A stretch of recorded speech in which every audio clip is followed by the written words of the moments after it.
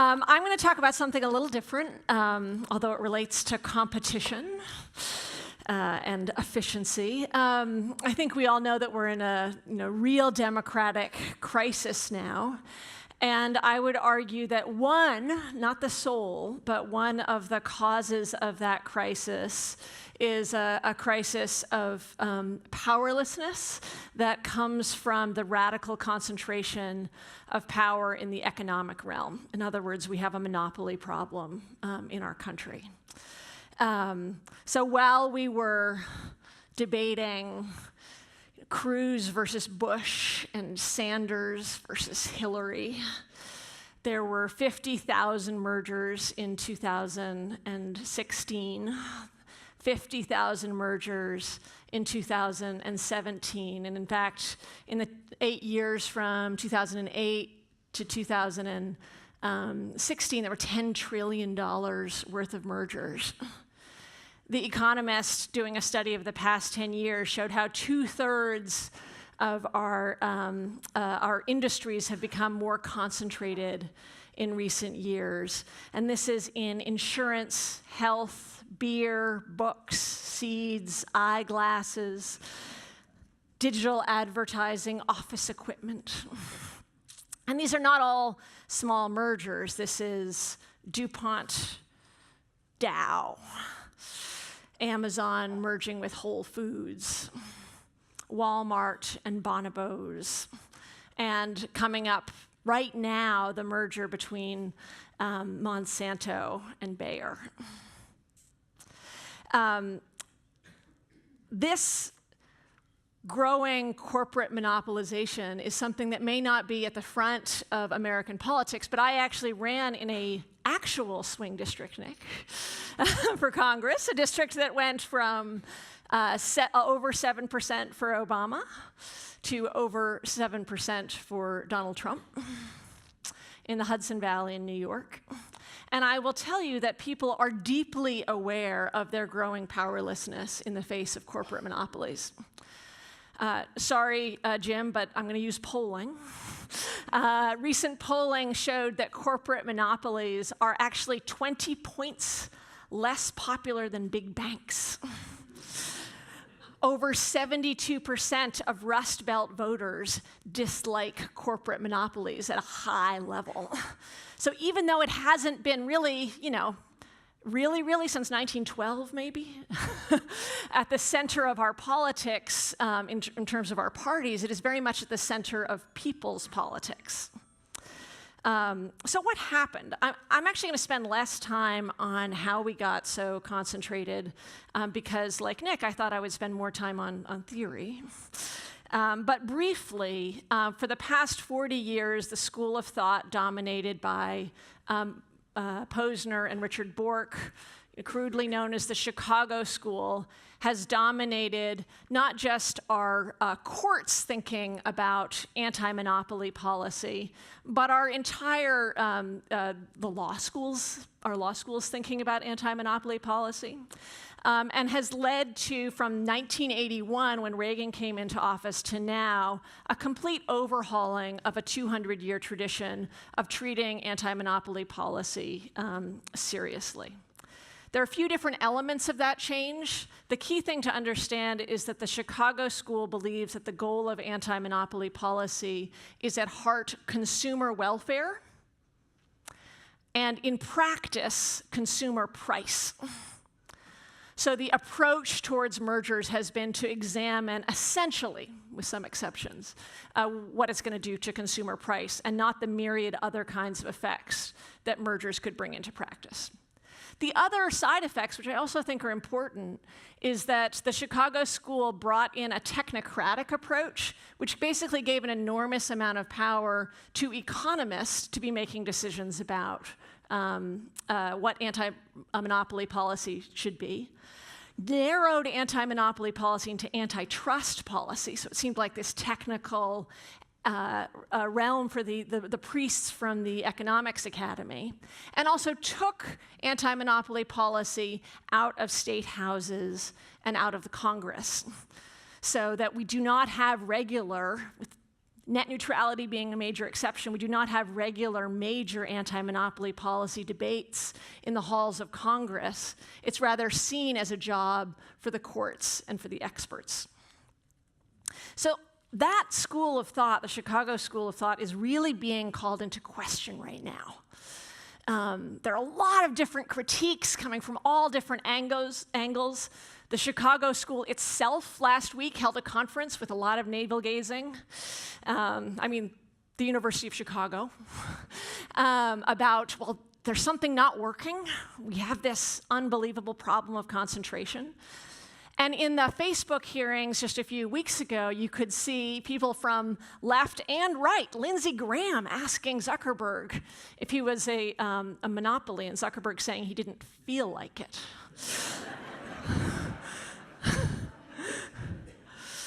So there's this sort of moment of reconsideration. And into this moment, not only do I think it's important that we revive anti-monopoly, but that we consider seriously what the democratic purposes of anti-monopoly should be. There's a lot of economic reasons to support a more vibrant anti-monopoly policy. Just in the last month, new research has come out showing, unsurprisingly to those of us who care about it, that concentrated industries have radically depressed wages compared to less concentrated industries. But what I want to focus on today is the democratic underpinnings of anti-monopoly policy and how absolutely essential it is for our post-Trump, that's a hope, for our post-Trump life to really revive anti-monopoly with these anti-democratic goals at the heart of it. One reason that we should be concerned as small d Democrats about monopoly is simply the fragility that monopoly brings into a system. We saw that with that concentrated systems are fragile systems. They're vulnerable both to collapse, as in the 2008 crisis, which then creates its own democratic problems as we rescue to save those who have hurt us, but also vulnerable to hacking, where as we saw earlier today, where you have basically a duopoly in the digital advertising market between Google and Facebook, who make, by the way, 40%, Facebook makes 40% profit margins, so you know that there's monopoly pricing going on there. But this incredible fragility that comes with concentration. Second is that concentrated systems are more susceptible to corruption, which is what I've historically written a lot about. Both because not only, but most of the major lobbyists and major players in Washington, D.C. are corporate monopolies with the excess cash that they can plow into lobbying. There's only a couple hundred really serious corporate players in Washington. Even when you get down on the Fortune 500, they're spending $90,000 a year compared to Facebook, which is spending over $10 million a year in lobbying. So concentrated power, monopolistic power actually lead to more resources to overcome the democratic system. This is also true where you see the members of the financial sector who make enormous amounts of money pushing mergers and pulling value out of our system, then themselves spending money directly in elections. Paul Singer, hedge fund manager, this is personal, but has made a lot of money through corporate mergers and spent over $500,000 on behalf of my opponent in my congressional district. So you have this incredible accumulation of capital and then the use of Citizens United to spend that capital to shift politics. You see Facebook and Google and others joining campaign spending and lobbying together.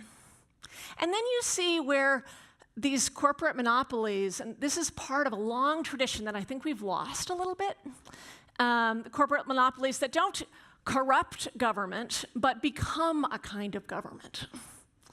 And you see the language of monopolies as regulating us, as governing us, throughout the 1950s and 60s and Supreme Court opinions by Justice Douglas. Charles Sumner, the great abolitionist, a lot of abolitionists were also anti-monopolists, described it this way, and I thought about it yesterday when I took the train through New Jersey. He said, riding the train through New Jersey is like going through the valley of humiliation, where the railroad looks at you and says, you are my subject and I am the Lord and God of you. Because of the way in which the railroad governed farming, not just by paying off lawmakers, but by actually controlling what farmers could get on and off, and by their pricing rules, which were eventually then brought to heel, by their pricing rules, essentially controlling the farming industry that relied on them. So I want to spend my last 9 minutes or so on a third reason. So we don't want concentrated power for these reasons, because of the threat of corruption, because of the fragility.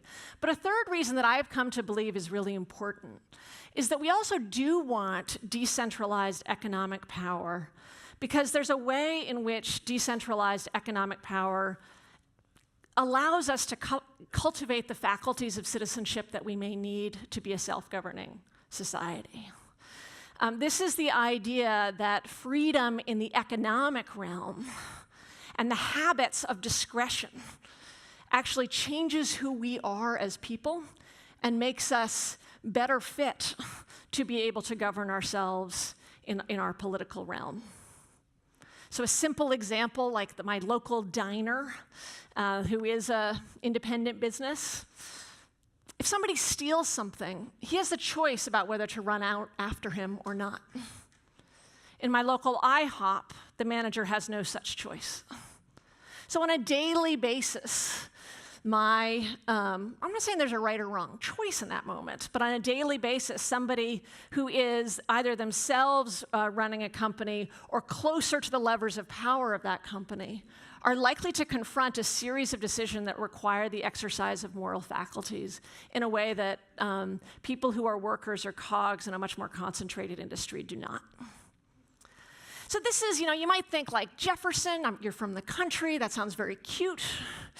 I think some of the most interesting thinkers for us to return to at this point are actually the post-industrial anti-monopoly thinkers, because this is Brandeis and Dewey trying to engage this question of how do we in a post-industrial urban society cultivate an economic sphere that enables a kind of decentralized power that allows us to cultivate the qualities of citizenship.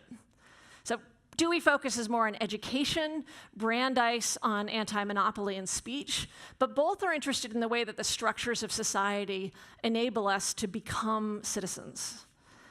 And I'm going to just talk briefly about Brandeis. His theory of anti-monopoly, which was really right at the center, along with the speech of his mission, really flowed from his theory of human character and the relationship between how human nature and institutions interact with each other.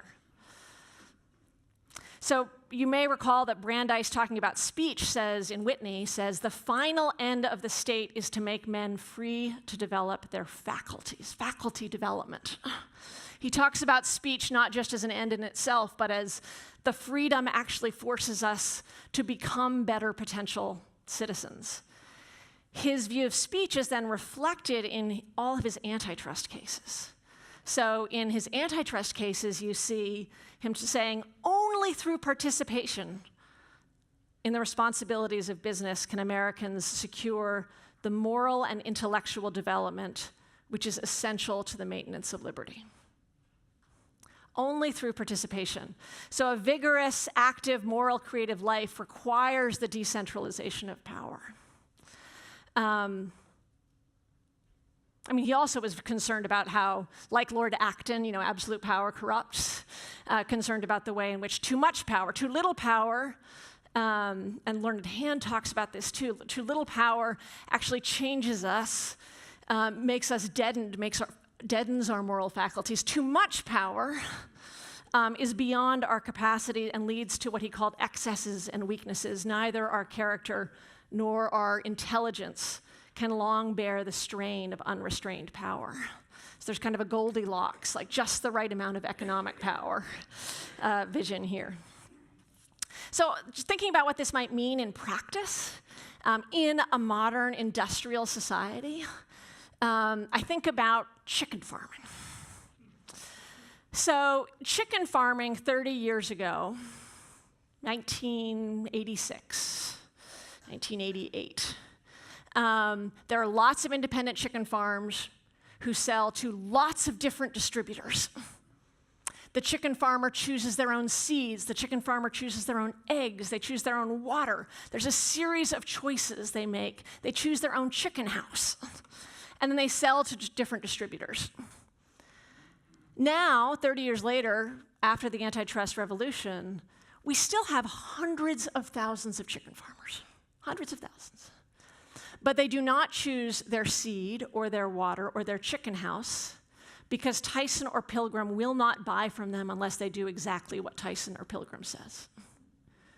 They do not have, on a daily basis, the ability to say, maybe I'm going to change this. They are contracted out of being able to share their own business practices with their neighbor or share how much money they make with their neighbor because Tyson or Pilgrim will not take their chickens without that. And when I think of those hundreds of thousands of little nodes of moral discretion, of decision-making being taken out of our society, that's a real democratic loss. Now, we're not all going to be chicken farmers. But we are all going to interact with people who have discretion, and that interacting with people who have discretion is itself a way in which we exercise our moral faculty. Right now, if I want to change my neighbor chicken farm behavior, I can go to him and I can yell, and I can plead, and I can bring cookies, and it will not matter because Tyson is telling him what to do. So that interaction isn't going to happen because it feels useless. I feel impotent. But if 30 years ago I go to my chicken farmer, that is a plausible moral interaction. So there's a penumbra that comes with the distribution of economic power, not just the holder of the business, but also the people who interact with that business. The worker who has 3 to 5 choices instead of 1 choice about where she can work has a different kind of interaction with her boss when she sees her boss do something wrong. If you know you can't leave, you don't even want to cultivate the moral faculties that would allow you to go confront that boss doing something wrong. Whereas if you know you can leave, maybe you'll decide not to do anything. But you'll have that conversation about what the right thing is to do. So in 2010, Eric Holder did a series of hearings around the country because something was going wrong with chicken farming. And many reporters talked to chicken farmers who said, there is no way I'm going to those hearings. I am not going to speak. Because the final cost of this concentrated system is that the farmers who would feel quite free to tell you whether they agree or disagree with you on abortion, free in the area that we often have the free speech debate, were terrified of speaking up against Pilgrims or Tyson because if they spoke up, they would lose their livelihood. And when you have concentrated systems, you have fear, which, as Montesquieu said, is the sort of the creeping sign of tyranny when there's fear in a society. So we have other chicken farms. We have Amazon, which is a form of chicken farming, where book publishers do not feel free to speak up against Amazon because their livelihood is at risk. We have Facebook, where an editor at Wired said we are all just great serfs on their great plantation, where news organizations are dependent on Facebook even while Facebook takes away the digital advertising that has been the lifeblood of news organizations for several years. And we have companies like Spectrum, where workers are striking for over a year in New York City, but Spectrum just says no, no, no, because those workers have no other company to go to. There's kind of an Agatha Christie, and then there was none feeling in industry after industry.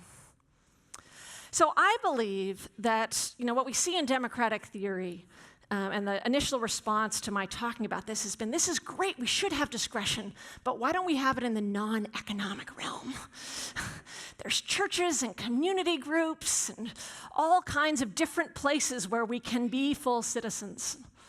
But the truth is, we still live most of our lives, as the economist Alfred Marshall says, in the economic realm. And one of the things that I think is really important, especially as someone from the left, is to reclaim economics as a space for moral and character development and not leave that solely to the area of what we call the civic.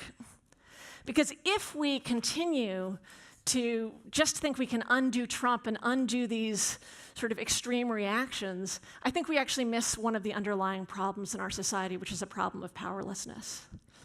So we have a temptation right now when Trump, for instance, attacks Amazon,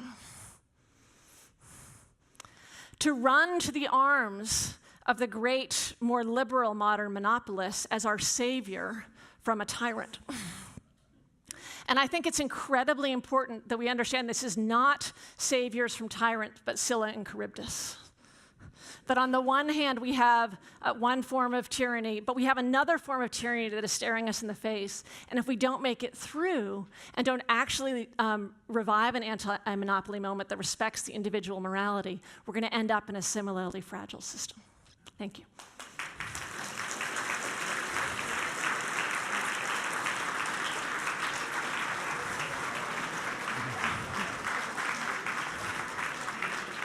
It was great for Zephyr to bring us back to antiquity after our first two talks, and a real clever move at the very end. So I think we'll maybe take one or two questions and then get the group up here, if that's so. One over here, and that's in Pennsylvania.